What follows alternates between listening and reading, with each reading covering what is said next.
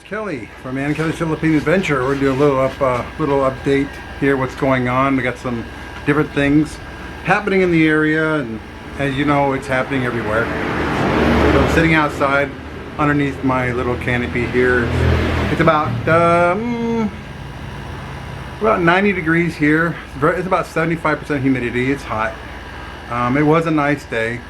I had to run over and get some gas oil for some gas, or propane, as we would call it, propane for cooking, because that's what our stove is. And at the main road down the street, they actually have a police checkpoint, big signs and military people and COVID checkpoint. And I had to show my pass to get out. And today is not, we're only allowed to go out Sundays and Thursdays. Well, I thought I'd take a chance because we needed gas for cooking. So when I got there, they just waved me on through. They looked at my pass and they waved me on through. I guess maybe because they saw the tank sitting on the floorboard beside me. But so that was that. We got some news here. I'm going to read something here to you, if I can do this without messing up. So bear with me here. The President of the Philippines did a TV interview and addressed the nation, if you want to call it that. And this is what he had to say. He said, "I'm asking for your discipline, because if you don't want to believe the military and police will take over, I'm ordering them now to be ready. The police and the military will enforce social distancing and curfew. It would be like martial law. You choose." That's a direct quote from the President of the Philippines. This comes after President Duterte received reports of Filipinos who continue to violate quarantine rules. During the earlier part of his speech, the President expressed frustration in containing the virus and providing social relief and disfranchised Filipinos who are forced to stay home during the lockdown. And this lockdown, it is, I know it's tough in the States, and it's tough all over the world, and because I'm here, it's really tough here. A lot of people here don't have the luck that we have in America, where we can call our local police department to find out who to call to get food or whatever. They don't have that here in a lot of places. So this is the strongest statement that come out of Mr. Duterte in calling on Filipinos to follow procedures since he declared lockdown of the entire island region of Luzon, which is the island that I'm on, in mid-March. He said earlier in February that police and military will enforce the law during this outbreak. So they're dead serious. They catch you walking shoulder to shoulder, they will get you. This is the first time, however, that he alluded to martial law, which is what he basically said. A measure deemed to be valid only in extreme conditions due to a possible abuse and a takeover of uniformed personnel. Currently, police and soldiers are working with officials and volunteer civilians from the barangays to enforce the lockdown measures. He said he could hand down the order as early as next week. As of Thursday, the Philippines had 5,660 coronavirus cases, 362 deaths, and 435 recoveries. The number of infections worldwide has so far surpassed 2 million people, while over 137,000 people have died across 193 countries and territories. So, yeah, it's a big deal, and I'm seeing people now from the States having these get-togethers outside. Excuse me, where they are protesting, which I don't have a problem with protesters. I think it's every American's right to protest, and I see their point about wanting to get back to work. I understand that, but what really irritates me is when you want to protest, that's fine. You can protest all you want to your heart's desire.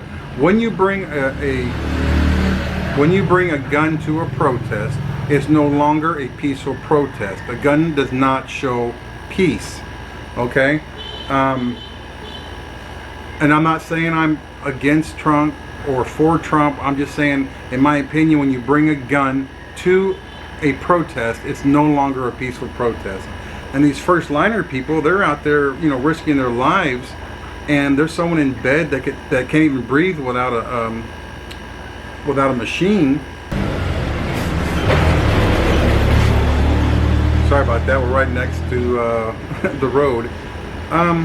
So that's all I got to say about that. That's just my opinion. I hate to see it, and it's very upsetting. And I wish they would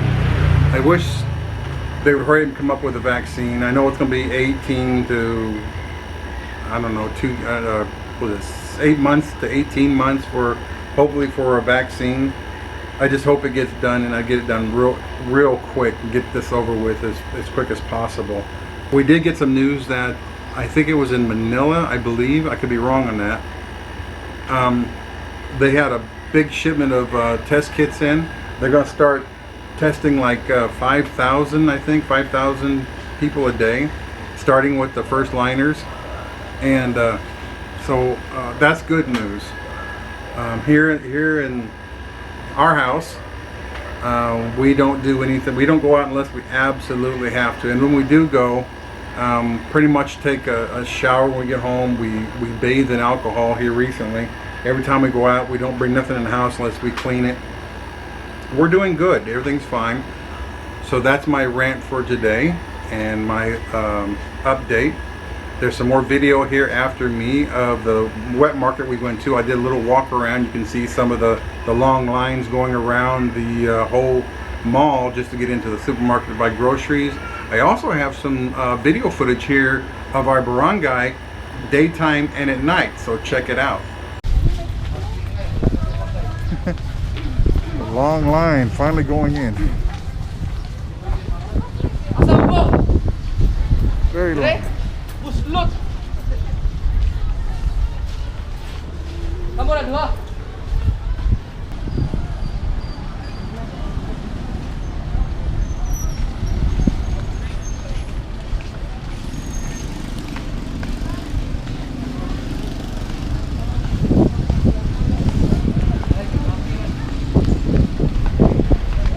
You have fun now. Huh? You have fun.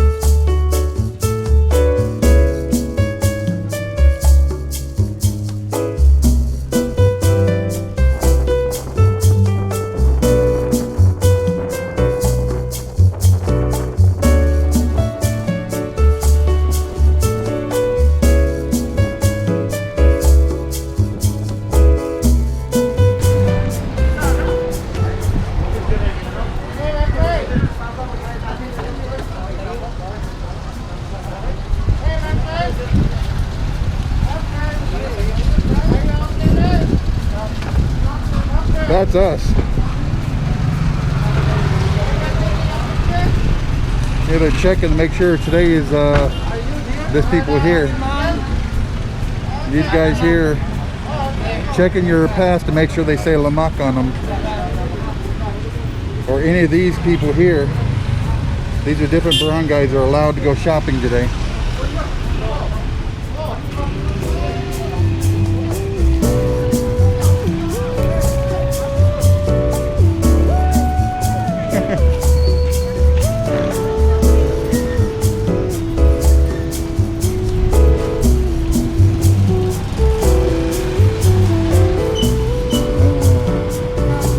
Rice is still pretty good price, 42 pesos for a kilo.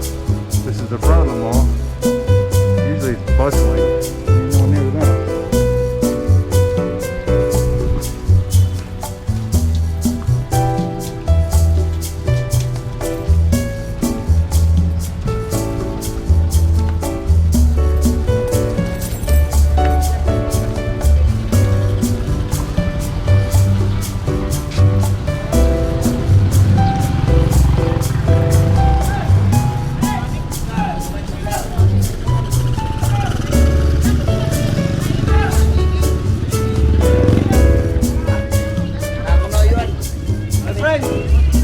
Hello. Hello. Morning.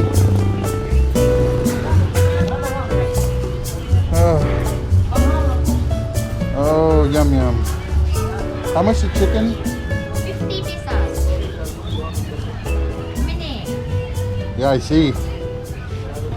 Got a checkpoint, which is good. Doing their checkpoints.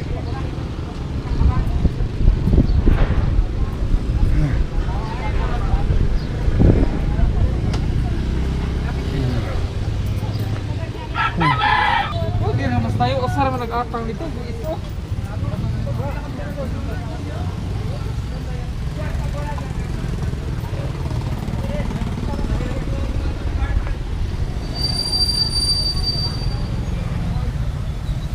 Your water changer.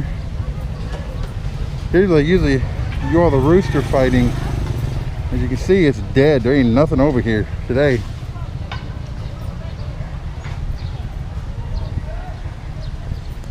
Traffic seems to be picked up pretty good.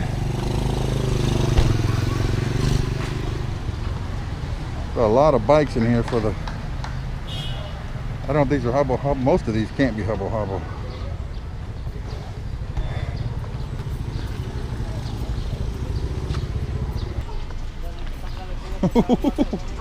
It's a good thing they didn't leave.